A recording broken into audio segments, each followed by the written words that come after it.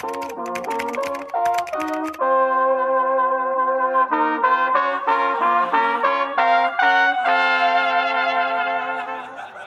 Philosopher Friedrich নিৎসে একবার বলেছিলেন, যার জীবনে একটা উদ্দেশ্য আছে সে চাইলে যে কোনো অপেক্ষা কিংবা কষ্ট সহ্য করতে পারে।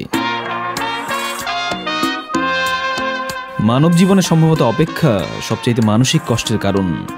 আর ফুটবলে কোনো প্লেয়ার যদি এই কষ্টের গ্লানি বেশি বহন করেন সেটা অবশ্যই হ্যারি কেইন। 2011 থেকে 2025 মাঝখানে কেটে গেছে এক যুগেরও বেশি সময়। টটেনহামের হয়ে করেছেন একের পর এক গোল, হয়েছেন স্পার্সদের সর্বোচ্চ গোল স্কোরার, ইংল্যান্ডের হয়ে বিশ্বকাপে জিতেছেন গোল্ডেন বুট। ধারাবাহিকতার কোনো কমতি ছিল না শান্ত স্বভাবের এই লোকটার, শুধু কমতি ছিল একটা জায়গায়, ক্যারিয়ারে একটা শিরোপায়।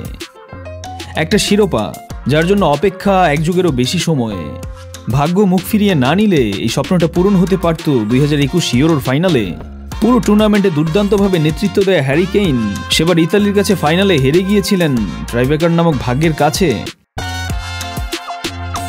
চীনা দার্শনিক লাওজু একবার বলেছিলেন, নেচার ডাজন্ট হারি yet everything is accomplished.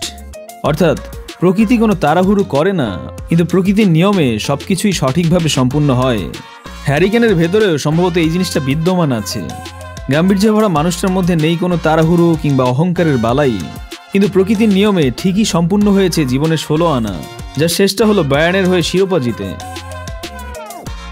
Harry Kane চাইলেই টটেনহাম ছেড়ে মাঝপথে পাড়ি জমাতে পারত অন্য কোথাও, শিরোপার আক্ষেপ ঘুচাতে পারত আরো আগেই। কিন্তু কোনো কোনো মানুষকে প্রচণ্ড সফলতার লোভ দেখিয়েও ধারাবাহিকতা কিংবা প্যাশন থেকে বিচ্যুত করতে পারবেন না। হ্যারি কেইন ছিল এমনই ধারাবাহিক আর প্যাশনেট। হ্যারি কেইনের ব্যক্তিগত জীবনে তাকালেও দেখতে পারবেন এর ছাপ। সময়ের সাথে সাথে ফুটবলারদের পছন্দের নারী পরিবর্তন হওয়া যেমন মামুলি ব্যাপার, হয়তো এই ব্যাপারটাকেই কেন ধরে নিয়েছিলেন মামুলি হিসেবে।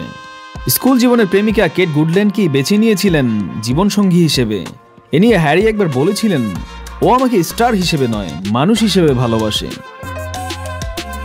ধারাবাহিকতা, সাফল্য কিংবা ব্যর্থতা সব মিলিয়ে হ্যারি কেইনের জীবনে অপূর্ণতা ছিল একটা শিরোপা। কেইনের জীবনে 12 আনা থেকে 16 আনা হয়ে আসলো বুন্দেসলিগায় জেতা বায়ার্ন মিউনিখের 34তম শিরোপা।